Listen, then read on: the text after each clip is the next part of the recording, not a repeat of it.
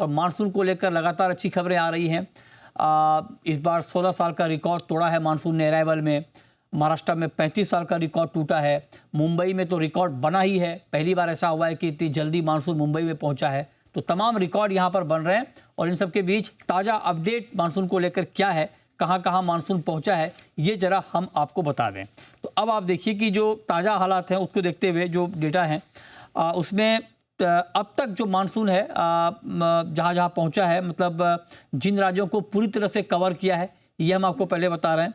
तो तमिलनाडु, त्रिपुरा, मणिपुर, नागालैंड, अरुणाचल प्रदेश, इन राज्यों को मानसून ने पूरी तरह से कवर कर लिया है, जो भी आप देख पा रहे हैं मैप के जरिए। ये आप देख पा रहे हैं तमिलनाडु, त्रिपुरा, मणिपुर, नागालैंड और अरुणाचल प्रदेश को मानसून ने पूरी तरह से कवर कर लिया है, वहाँ पहुँच गया है। अब किन किन राज्यों में मानसून आगे बढ़ा है, बहुत सारे हिस्सों को कवर किया है। तो उसमें महाराष्ट्र है, आंध्र प्रदेश है, कर्नाटक है, तेलंगाना है। यहाँ पर मानसून तेजी से आगे बढ़ता हुआ दिख रहा है। अब सवाल यह है कि यहाँ से आगे मानसून की रफ्तार कैसी होगी, क्या इसी रफ्तार से मानसून देश के बाकी हिस्सों में भी पहुँचेगा या फिर ये रफ्तार थोड़ी धीमी होगी, इसी पर हम बात करेंगे। शर्मा सर, बहुत स्वागत है आपका। आप जरा बताइए कि अब तक के हिसाब से मानसून की बहुत धमाकेदार एंट्री हुई है, आगे भी बढ़ा है। अब यहाँ से अगले एक हफ्ते की चाल आप मानसून की क्या देख रहे हैं? धन्यवाद मृत्युंजय। देखिए मानसून जैसे आपने बताया बहुत चीजें पहली बार हुई। एक तो साइमल्टेनियस ऑनसेट हो गया, बहुत जल्दी मानसून आया। जैसे आपने बताया 2009 के बाद सबसे पहले बहुत इस तारीख को पिछले कुछ सालों से तो अगर 10-15 साल की बात करें तो मानसून करीब करीब सामान्य तिथि या उससे 1-2 दिन ही पहले आता था। लेट जरूर आया 8 जून को 2019 2023, लेकिन इस बार समय से काफी पहले और बहुत स्ट्रॉन्ग ऑनसेट मानसून का हुआ या इस बार। और उसके साथ पहले ही ऑनसेट में इसने कवर बहुत ज्यादा, करीब करीब पूरा केरल, काफी सारा तमिलनाडु, कर्नाटक के कुछ भाग, तो काफी सारा क्षेत्र एक ही बार में, और साथ ही साथ नॉर्थ ईस्ट इंडिया अगले 24 घंटों में और आगे बढ़ के लगभग महाराष्ट्र तक पहुंच गया। तो बहुत अच्छा ऑनसेट, इससे बढ़िया ऑनसेट शायद मैंने देखा नहीं पहले, इतनी जल्दी और इतना बढ़िया ऑनसेट। हाँ, अगले दिनों में देखिए जो इसके ट्रिगर्स थे, एक तो जो महाराष्ट्र तट पर जो पहले की सिस्टम बना था अरब सागर में, east central Arabian sea of Konkan coast, तो वही तट के पास आ गया, महाराष्ट्र में या कोंकण में आ गया। तो उसके कारण काफी तेजी आ गई, वर्षा भी हुई, अभी भी हो रही है। हालांकि वो सिस्टम अभी कमजोर पड़ गया है, अंदर चला गया था लैंड में, मध्य महाराष्ट्र मराठवाड़ा के पास सर्कुलेशन जरूर है, लेकिन अब वो कमजोर धीरे धीरे पड़ जाएगी। एक और सर्कुलेशन अरब सागर पे जरूर है, अभी भी निम्न स्तरों में। ये अभी ट्रिगर है अभी तक के मानसून के, जो अभी सर्च चल रही है उसकी। एक और साइक्लोनिक सर्कुलेशन आज तो बन गया है बंगाल की खाड़ी में, वेस्ट सेंट्रल बे, नॉर्थ वेस्ट बे, और उसके भी थोड़ा अच्छा वेल मार्क होने की संभावना रहेगी। लो प्रेशर वहां भी बन जाएगा।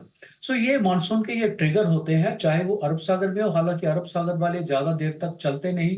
अगर ये तो अच्छा हुआ कि ये कोंकण तट पर ही रहा, दूर चले जाते कहीं तट से तो फिर थोड़ा सी दिक्कत आ जाती है उसमें। अगले एक सप्ताह को हम अगर लेके चले कोंकण तट पर, तो नीचे जो केरल और कोस्टल कर्नाटका है, इसमें तो अच्छी वर्षा, भारी वर्षा अगले कुछ दिनों तक होती रहेगी। कारण उसका उसका कारण जो नया सिस्टम बन रहा है बंगाल की खाड़ी में। जैसे ही बंगाल की खाड़ी में सिस्टम बनते हैं, मॉनसून सर्ज पश्चिमी तट पर वेस्टर्न घाट्स में एक बार फिर से एक्टिव हो जाती है, जिसमें कि ज्यादातर केरल और उसके साथ साथ कोस्टल कर्नाटका और कोंकण के भी काफी सारे क्षेत्र उसकी राइट, चपेट में आते हैं जी। Right sir. तो अभी एक्टिव मानसून कंडीशन अभी थोड़े दिन रहेगी जी। रहेंगी, तो मतलब आप कह रहे हैं कि हफ्ते भर में मानसून एक्टिव रहेगा। तो हफ्ते भर में सर और कौन कौन से हिस्सों को कवर करेगा? हाँ देखिए, आगे महाराष्ट्र के कुछ और हिस्से, कर्नाटक तो पूरा करीब करीब हो गया, एक हल्का सा एरिया बचा है, उसको तो पूरा कर लेगा, कवर कर लेगा। तो केरल, कर्नाटक और तमिलनाडु तो पूरी तरह से कवर हो जाएगी। महाराष्ट्र के काफी सारे भागों में, अंदर और वाले भागों में, जिसमें मध्य महाराष्ट्र, मराठवाड़ा, हो सकता है विदर्भ को भी थोड़ा टच करेगा, उस हम्म। क्षेत्रों में, और नॉर्थ ईस्ट में थोड़ा और आगे बढ़ के ओके। सब हिमालयन, वेस्ट बंगाल, सिक्किम, वेस्ट बंगाल के जो उत्तरी क्षेत्र हैं जैसे दार्जिलिंग, कालिम्पोंग वाले क्षेत्र और सिक्किम, उन क्षेत्रों में आगे बढ़ेगा। लेकिन उसके बाद से जो आगे वाले क्षेत्र हैं, जो पूर्वी भारत के, चाहे बिहार की बात करें, हाँ। झारखंड की बात करें, हम्म। उनमें मानसून नहीं जाएगा अभी। अच्छा। अच्छा, वहाँ मानसून नहीं जाएगा, वहाँ डिले है सर कुछ, या अभी अब नहीं देखिए, जाएगा? वहां सामान्य तिथि भीतरी भागों में बिहार झारखंड में 15 जून है। अच्छा, तो अभी सिर्फ अभी उसमें वैसे ही टाइम है। हाँ। और जो भी ये मैंने जिसका जिक्र किया, ये मानसून सिस्टम जो बनेगा, अभी हाँ। बन रहा है हाँ। बंगाल की खाड़ी में, हाँ। वो मानसून को आगे तो जरूर ले जाता है, हाँ। एक्टिविटी जरूर होती है, लेकिन अच्छा। जो भी क्लाइमेटोलॉजी नॉर्मल होती है, हम्म। उससे उसको वो डिफाई जनरली नहीं करती। कहने का मतलब है, अगर बिहार झारखंड में 15 जून को मानसून आता है, तो ये जो सिस्टम बनेगा ये आगे नहीं जाएगा, क्योंकि अच्छा। मानसून की तिथि 15 जून है। तो generally they follow the track as per हाँ। The dates. तो वहां ओके। नहीं जाएगा। हाँ। वर्षा हल्की बहुत जरूर हो सकती है, लेकिन राइट।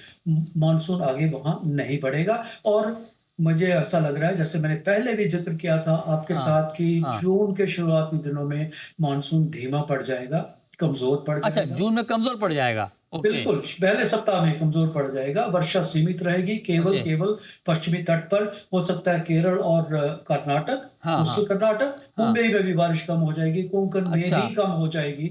ओके। उत्तर पूर्व भारत में वर्षा रहेगी, हाँ। वो भी धीरे धीरे वो भी कम होके, मतलब पहले सप्ताह जब हाँ। होगा हाँ। 2 जून, और उसके बाद आपको काफी वर्षा में कमी देखने को मिलेगी, और अच्छा। उसके बाद मानसून आगे बढ़ नहीं पाएगा जी। ओके, तो सेकेंड वीक ऑफ जून से सर फिर रफ्तार पकड़ेगा मानसून, बताइए, 10 जून के आसपास, या फिर रहेगा ठंडा थोड़ा?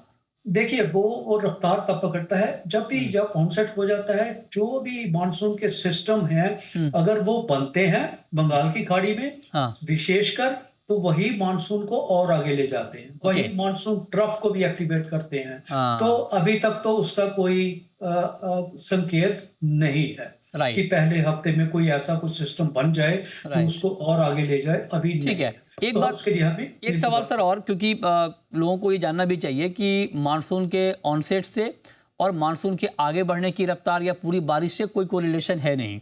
कई बार ये होता है कि मानसून बहुत जल्दी आ जाता है, लेकिन उसके बाद रफ्तार धीमी हो जाती है। मुझे याद है कि 2024 में, आप जरा करेक्ट करें अगर ये डेटा ठीक है या नहीं, 2024 में मानसून पहले आ गया था वक्त से पहले, लेकिन उसके बाद बहुत दिनों तक बंगाल की खाड़ी में अटका रहा, करीब 18-19 दिन तक। ये बात सही है सर? स्टॉल हो गया था अच्छा, रुक गया मानसून था। में। मैं तो कह रहा हूँ ये वर्ड है कि स्टॉल हो गया था। अच्छा। आया तो ठीक था जी, आपने बिल्कुल ठीक कहा है। 2024 में 30 हाँ। 30 मई को आया था, हाँ। और उसके बाद बहुत आगे बढ़ नहीं पाया था। ओके। देखिए, मानसून की चाल का, जैसे आपने बताया, कोई कोरिलेशन नहीं है कि जल्दी आ गया है तो जल्दी आगे बढ़ेगा, या अच्छा बारिश होगी, अच्छी रेनफॉल होगी। इसका कुछ नहीं है। 23 मई को जब 2009 में आया था, वो तो एक ड्राउट ईयर था। हालांकि उन दिनों एल नीनो कंडीशन थी, वो ठीक बात बात। अलग है, पर एक ड्राउट ईयर था, तो उससे राइट। कोई उसका संबंध, कोई खास संबंध नहीं है जी। बिल्कुल। अच्छा, क्विकली सर, ओवरऑल जून और जुलाई का महीना कैसा लग रहा है आपको? अच्छी बारिश होगी दोनों महीनों में? देखिए, मैं जुलाई अगस्त तो मैंने पहले भी कह चुका हूं, हमने फोरकास्ट भी दिया हुआ है कि कोर मानसून मंथ्स अच्छे रहेंगे, जो कि क्रिटिकल बहुत पीरियड होता है। हालांकि जून भी, क्योंकि मानसून जल्दी शुरू हुआ है, किसान क्या करता है कि जनरली जैसे ही शुरुआत होती है मानसून शावर्स की, वो तैयारी करता है कि जल्दी से जल्दी उसकी बोइंग हो जाए, ठीक बात। सोइंग हो जाए, तो ताकि मानसून की वर्षा जैसे ही बुआई की जाए उसके बाद मिले। लेकिन जल्दी आने के बाद अगर बीच में, जैसे मैंने कहा, अभी कुछ धीमा पड़ेगा, पर काफी धीमा पड़ेगा। 2 जून के बाद से ही आप देखेंगे काफी ठीक है धीमा पड़ेगा। सर, एक जो आईएमडी ने नया मॉडल लॉन्च किया है, भारत फोरकास्टिंग सिस्टम, जिसमें ये कहा गया है कि ग्रामीण स्तर तक भी मौसम की सटीक जानकारी इससे मिलेगी, इसके बारे में अगर कुछ बता पाएं सर? देखिए, रेजोल्यूशन बहुत अच्छा है। अपनी तरफ का एक ही सिस्टम है जिसका रेजोल्यूशन उसका 6 किलोमीटर है। 6 किलोमीटर एक बहुत फाइन रेजोल्यूशन होता है। अभी तक तो 12 किलोमीटर तक का था। देखिए, जितने भी गांव होते हैं, कोई भी गांव इतने बड़े एरिया में नहीं होते कि 10-12 किलोमीटर में एक ही गांव चलता है। तो लगातार अगर हमें 4-5 गांव को कवर करना हो, तो उसका एक ही ग्रिड पॉइंट होता था, जिससे कि फोरकास्ट आएगी मॉडल की। अब 6 किलोमीटर का रेजोल्यूशन होने से अच्छा होगा कि फाइन रेजोल्यूशन है, तो अब हो सकता है एक ही गांव या दो गांव तक, तो विलेज लेवल तक भी इससे फोरकास्टिंग जो उस क्षेत्र की है वो पॉसिबल हो पाएगी।